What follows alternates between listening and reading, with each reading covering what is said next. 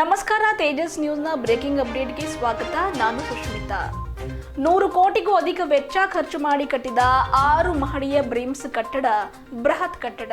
BRIMS ಆಸ್ಪತ್ರೆ ವೈದ್ಯಕೀಯ ವಿಜ್ಞಾನಗಳ ಶಿಕ್ಷಣ ಸಂಸ್ಥೆ ಆರೋಗ್ಯ ಸೇವೆಗೆ ಹೆಸರುವಾಸಿಯಾಗಿದೆಯೋ ಗೊತ್ತಿಲ್ಲವಾದರೆ ಒಂದಲ್ಲ ಒಂದು ಕಾರಣಕ್ಕೆ ಸುದ್ದಿಯಲ್ಲಿ ಇರುತ್ತೆ.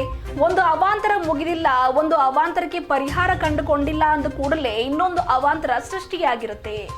100 ಕೋಟಿಗೂ ಅಧಿಕ ವೆಚ್ಚದಲ್ಲಿ ತರಾತುರಿಯಲ್ಲಿ ಅವೈಜ್ಞಾನಿಕವಾಗಿ ಕಟ್ಟಡ ನಿರ್ಮಾಣವಾಗಿದ್ದು, ಆಸ್ಪತ್ರೆಯ ನೆಲಮಹಡಿಯಲ್ಲಿ ಸಂಗ್ರಹಿಸುವ ನೀರು ಹೊರ ತೆಗೆಯುವುದೇ ಆಸ್ಪತ್ರೆ ಆಡಳಿತ ವ್ಯವಸ್ಥೆಗೆ ದೊಡ್ಡ ಟಾಸ್ಕ್ ಆಗಿಬಿಟ್ಟಿದೆ. ಆಸ್ಪತ್ರೆ ನೆಲಮಹಡಿಯಲ್ಲಿ ಸಂಗ್ರಹಿಸಿದ ನೀರು ಹೊರ ತೆಗೆಯಲು 4 ಮೋಟರ್ ಇರಿಸಿದ್ದು, ಅದಕ್ಕಾಗಿಯೇ ಇಬ್ಬರು ಆಪರೇಟರ್ಗಳನ್ನ ನಿಯೋಜನೆ ಮಾಡಲಾಗಿದೆ. ಅವರ ಕೆಲಸ ಮೋಟರ್ ಮೂಲಕ ಹೊರಗೆ ನೀರು ಬಿಡುವಂತದ್ದಾಗಿದೆ.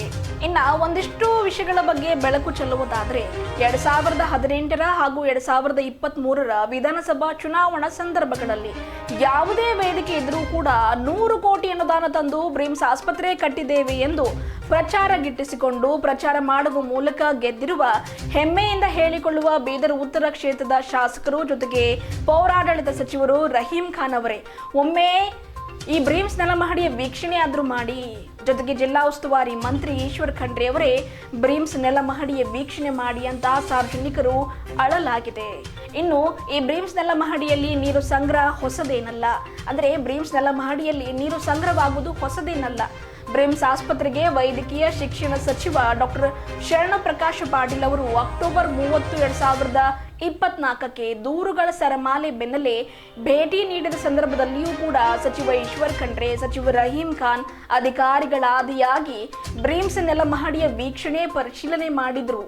ಅವಾಗಲೂ ಕೂಡ ನೆಲಮಹಡಿಯಲ್ಲಿ ಅಂದರೆ ಬ್ರಿಮ್ಸ್ನ ನೆಲಮಹಡಿಯಲ್ಲಿ ನೀರು ಸಂಗ್ರಹವಿದ್ದ ದೃಶ್ಯ ಖುದ್ದು ಅವರೇ ನೋಡಿ ಇದರ ನ್ಯೂನತೆ ಸರಿಪಡಿಸಲು, ಸುಧಾರಣೆ ಮಾಡಲು ಅವೈಜ್ಞಾನಿಕವಾಗಿ ಕಟ್ಟಡ ನಿರ್ಮಿಸಿದ ಗುತ್ತಿಗೆದಾರನಿಗೆ ನೋಟಿಸ್ ನೀಡಿ ಕೂಲಂಕುಷವಾಗಿ ಪರಿಶೀಲಿಸಿ ತಪ್ಪಿತಸ್ಥರ ವಿರುದ್ಧ ಸೂಕ್ತ ಕ್ರಮ ಕೈಗೊಳ್ಳುವಂತೆ ಸ್ಥಳದಲ್ಲಿ ಇದ್ದ ಸಚಿವರಿಗೂ PWD ಇಲಾಖೆ ಡಬಲ್ ಶಿವಶಂಕರ್ ಕಾಮಶೆಟ್ಟಿ ಅವರಿಗೂ ಸೂಚನೆ ನೀಡಿದರು. ಈಗ ಅವರು ಬ್ರಿಮ್ಸ್ ಆಸ್ಪತ್ರೆ ಭೇಟಿ ನೀಡಿ ಸೂಚನೆ ನೀಡಿ ಸುಧಾರಣೆ ಮಾಡಿ ಅಂತ ಹೇಳಿಯೂ 9 ತಿಂಗಳು ಕಳೀತಾ ಬಂದರೂ ಯಾವುದೇ ಸುಧಾರಣೆ, ನ್ಯೂನತೆ ಸರಿಪಡಿಸಿರುವ ಲಕ್ಷಣ ಕಂಡು ಬಂದಿಲ್ಲ. ವೈದ್ಯಕೀಯ ಶಿಕ್ಷಣ ಸಚಿವರ ಸೂಚನೆಗೂ ಒಂದು ಮಾತಿಗೂ ಕಿಮ್ಮತ್ತಿಲ್ಲ ಎಂಬಂತಾಗಿದೆ ಬ್ರಿಮ್ಸ್ ಆಸ್ಪತ್ರೆಯ ಅವಾಂತರಗಳು. ಇದೆಲ್ಲದಕ್ಕೂ ಕೂಡ ಬ್ರಿಮ್ಸ್ ಆಡಳಿತ ವ್ಯವಸ್ಥೆ ವೈಫಲ್ಯತೆ ಎತ್ತಿ ತೋರಿಸುತ್ತೆ. ಅಂದರೆ ಇದೆಲ್ಲವೂ ಕೂಡ ಒಂದು ರೀತಿಯಲ್ಲಿ ಬ್ರಿಮ್ಸ್ ಆಡಳಿತ ವ್ಯವಸ್ಥೆಯ ವೈಫಲ್ಯತೆ ಎತ್ತಿ ತೋರಿಸುತ್ತೆ. ಇವತ್ತು ಆಸ್ಪತ್ರೆ ವ್ಯವಸ್ಥೆ ಸುಧಾರಣೆ ಆಗದೇ ಇರುವಷ್ಟರ ಮಟ್ಟಿಗೆ ಹದಗೆಟ್ಟಿ ಹೋಗಿದೆ. ಜನಸಾಮಾನ್ಯರ ದಿನನಿತ್ಯದ ದೂರುಗಳಿಗಂತೂ ಕವಡೆ ಕಾಸಿನ ಕಿಮ್ಮತ್ತೇ ಇಲ್ಲದಂತಾಗಿದೆ. ಇನ್ನು ಇದರ ಮುಂದುವರೆದ ಭಾಗವಾಗಿ ಬ್ರಿಮ್ಸ್ ಆಸ್ಪತ್ರೆಯ ನೆಲಮಹಡಿಯಲ್ಲಿ ಇವತ್ತಿಗೂ 2-3 ಅಡಿ ನೀರು ನಿಲ್ಲುತ್ತೆ. ಇನ್ನೂ ವಿಸ್ಮಯ ಎಂಬಂತೆ ಗೋಡೆ ಕೆಳಗಿಂದ ನೀರು ಝರಪಿ ಮಾದರಿಯಲ್ಲಿ ನೀರು ಹೊರಬರುವುದನ್ನ ದೃಶ್ಯದಲ್ಲಿ ನೋಡಬಹುದಾಗಿದೆ. ಖುದ್ದು ಆಸ್ಪತ್ರೆಯ ಅಧಿಕಾರಿ ಓರ್ವರು, ಸಿಬ್ಬಂದಿಗಳು, ಸಾರ್ವಜನಿಕರು, ಸಂಘಟನೆಯ ಮುಖಂಡರು ಹೇಳುವ ಹಾಗೆ ಆಸ್ಪತ್ರೆ ನೆಲಮಹಡಿಯಲ್ಲಿಯೇ 2 ಬಾವಿಗಳಿದ್ದು ಅಲ್ಲಿಂದ ಝರಪಿ ಮಾದರಿಯಲ್ಲಿ ನೀರು ಹೊರ ಬರುತ್ತೆ, ನೀರು ಸಂಗ್ರಹವಾಗುತ್ತೆ ಎಂಬುದಾಗಿದೆ.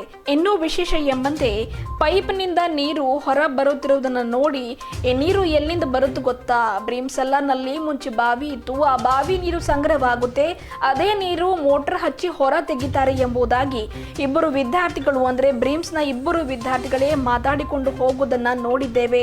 ಇನ್ನೂ ವಿಶೇಷ ಎಂಬಂತೆ ಬ್ರಿಮ್ಸ್ ನಿರ್ದೇಶಕರು ಶಿವಕುಮಾರ್ ಶೆಟ್ಕರ್ ಕೂಡ ವಾಹನದಲ್ಲಿ ಕುಳಿತು ಅದೇ ನೀರಿನ ಹರಿವು ದಾಟಿಕೊಂಡು ಹೋಗಿರುವುದುಂಟು.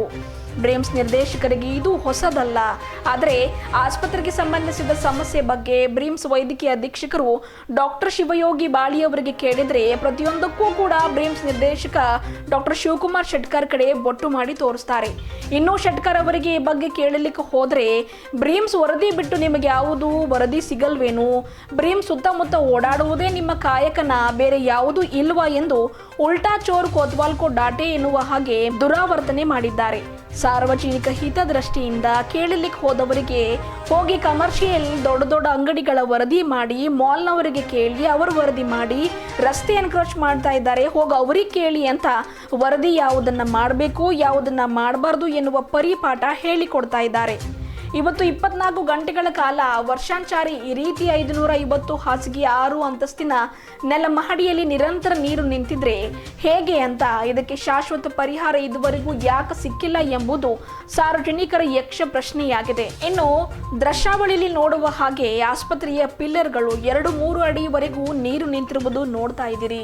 ಈ ರೀತಿ ಆಸ್ಪತ್ರೆಯ ನೆಲಮಹಡಿಯಲ್ಲಿ ನಿರಂತರವಾಗಿ ನೀರು ಸಂಗ್ರಹಿಸ್ತಾ ಇದ್ದರೆ ಕಟ್ಟಡಕ್ಕೆ ಮೇನ್ ಸ್ಟ್ರೆಂತ್ ಆಗಿರುವ ಪಿಲ್ಲರ್ಗಳು ಸವೆಯುವುದರಲ್ಲಿ, ಹಾಳಾಗುವುದರಲ್ಲಿ ಎರಡು ಮಾತಿಲ್ಲ.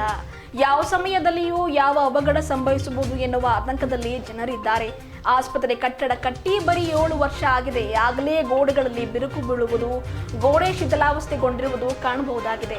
ಸಾವಿರಾರು ಜನರು ದಿನನಿತ್ಯ ಚಿಕಿತ್ಸೆಗೆಂದು ಬರುವ ಆಸ್ಪತ್ರೆ, ಅಲ್ಲಿ ಕೆಲಸ ಮಾಡುವ ವೈದ್ಯಾಧಿಕಾರಿ, ಸಿಬ್ಬಂದಿಗಳು, ಸ್ವಚ್ಛತಾ ಕರ್ಮಿಗಳ ಹಿತದೃಷ್ಟಿಯಿಂದಾದರೂ ಆಸ್ಪತ್ರೆಯಲ್ಲಿನ ಅವ್ಯವಸ್ಥೆ, ಆರೋಗ್ಯ ಸೇವೆ ಸುಧಾರಣೆಗೆ, ಆಸ್ಪತ್ರೆ ನೆಲಮಹಡಿಯಲ್ಲಿ ನೀರು ಸಂಗ್ರಹವಾಗುವುದಕ್ಕೂ ಇದೆಲ್ಲದಕ್ಕೂ ಕೂಡ ಶಾಶ್ವತ ಪರಿಹಾರ ಬೇಕಾಗಿದೆ.